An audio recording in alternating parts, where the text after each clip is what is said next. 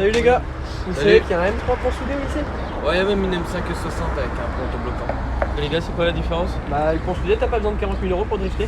Oui, sauf que sur l'M5 c'est d'origine, ça casse pas en cours de route. Ça casse pas un pont soudé si c'est bien fait. Ah, les gars, au lieu de s'embrouiller, on va aller vérifier à la télé du lycée. Allez, c'est parti.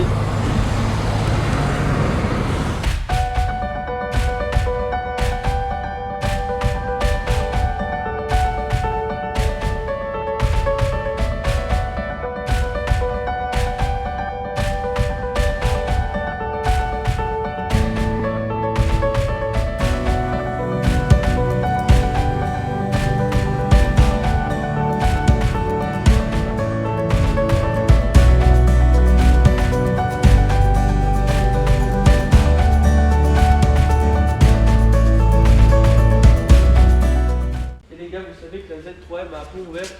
Mais regarde, la M3 à la base c'était un pont ouvert, c'est devenu un pont soudé, c'est beaucoup plus drôle. Oui, mais regardez la M560. C'est l'évolution parfaite de vos deux voitures avec son pont autobloquant. Le système de transmission sur une propulsion est composé de la boîte de vitesse ainsi que l'arbre de transmission et son pont différentiel. L'arbre de transmission permet de relier la boîte au pont différentiel. Le pont différentiel a deux demi-arbres de transmission qui sont reliés à des roues, ce qui fait d'elles des roues motrices. Ouverture du pont autobloquant. Pour commencer, nous retirons les deux tulipes, une de chaque côté, ainsi que les 8 vis TH, puis nous retirons les deux cages, et enfin nous pouvons sortir le différentiel.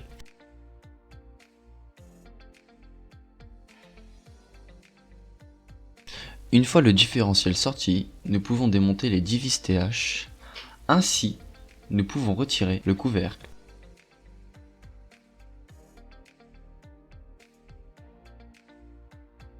Pour pouvoir accéder à l'intérieur du différentiel, nous pouvons donc retirer l'engrenage ainsi que les rondelles Belleville de précharge et les disques intérieurs et extérieurs. Où nous accédons enfin au pignon planétaire. À partir de ce moment, nous pouvons retirer l'axe de croisillon et ses deux satellites pour pouvoir accéder au dernier pignon planétaire.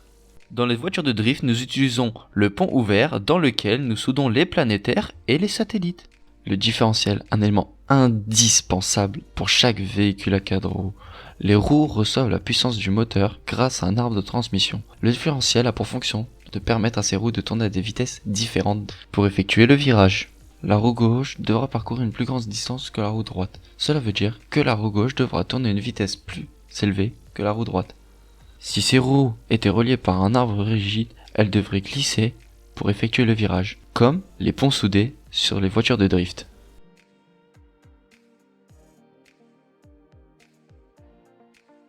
Alors, tu avais commencé propre un pont autobloquant? Je peux pas jouer face à un pont soudé sur circuit. Même ma grand-mère, elle te met toi avec le pont autobloquant. Je suis pas parleur, mais avec ça, faut être bon pilote. C'est bon les gars, vous avez fini de vous battre. On va aller régler ça sur le circuit et moi j'ai déjà ma petite idée de qui c'est qui va gagner. C'est moi. J'ai jamais dit que c'était toi. Bon allez, on y va. Allez, c'est parti.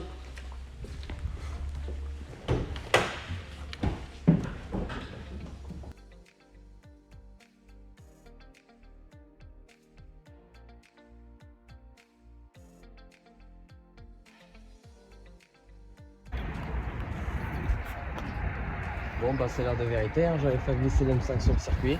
Ouais, puis moi j'ai essayé la Z3, puis ça tombe bien, la piste elle est grasse aujourd'hui. C'est parti.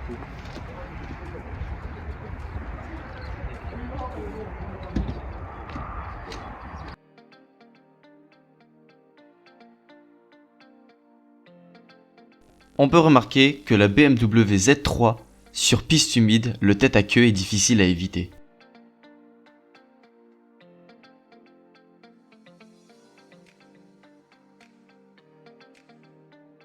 Comme nous pouvons le voir sur la vidéo tracée au marqueur blanc, les deux demi-arbres de transmission tournent exactement à la même vitesse, qu'ils soient en virage ou en ligne droite. C'est ce qu'on appelle un pont soudé.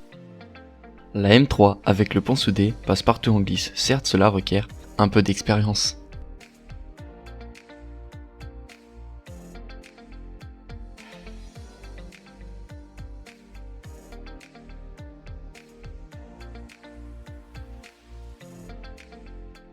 A l'instar, la M5 avec le pont autobloquant ne se met en défaut à aucun instant.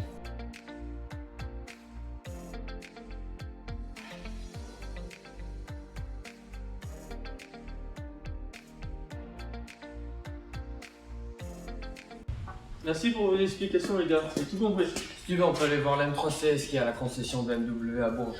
Elle regroupe les 3 voitures qui est ici. Bon ok, on y va. J'ai glissé tout à l'heure. Ah, tu fais plus gros travail avec une construction matin. C'est bon, toi. Bon, c'est bon, vous avez fini là? Ça sonne. On regarde. On y va. Allez.